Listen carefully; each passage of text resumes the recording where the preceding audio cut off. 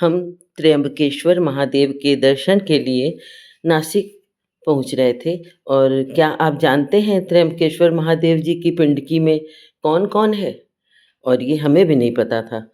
ये पता चला वहाँ मंदिर में दर्शन करने के बाद। तो चलिए आगे आपको बताते हैं।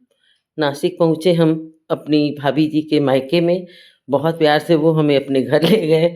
हम लोगों का स्वागत बड़े प्यार से केक कटवा के हुआ और फिर रात हो चुकी थी। हम लोग सोने के लिए जब पहुँचे तो वहाँ की खूबसूरती देखकर हम लोग दंग रह गए।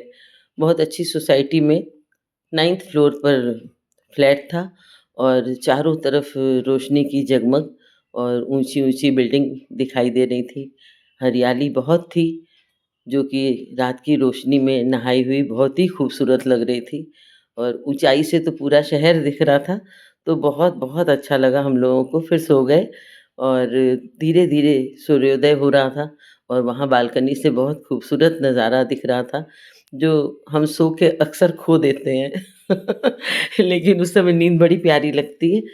लेकिन जब आप घूमने जाइए कहीं, तो लगता है थकान का नाम भी नहीं होता है और जो रात की रोशनी में क्लियर नहीं दिख रहा था, सब साफ-साफ दिखाई दे रहा था। दूर से पहाड़ी भी दिखाई दे रही थी। नासिक एक बहुत खूबसूरत शहर है। यहाँ हरियाली, पानी, पहाड़ सब बहुत अच्छे से आपको दिखता है और बहुत पवित्र धरती है, इतनी जानकारी हमें नहीं थी पहले। लेकिन जब ज्योतिर्लिंग के दर्शन के लिए हम लोग निकले, तो धीरे-धीरे, धीरे-धीरे करते हुए आगे बढ़ते जा रहे हैं और हम लोग यहाँ पहुँचे नासिक। तो यहाँ पता चला कि इसका नाम नाशिका, सुपर्णखा की नाक यहाँ कटी थी, इससे परिवर्तित होते-होते नासिक बन गया। तो सोचिए कितनी खूबसूरत और पवित्र धरती है।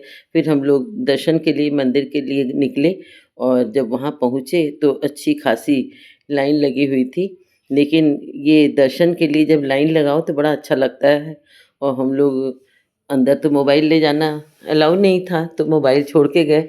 दर्शन करके जब बाहर निकले, तो सब तरफ का नज़ारा देखते ही बन रहा था। पत्थर पर इतनी खूबसूरत कलाकारी की हुई थी कि मन मोह गया था एकदम।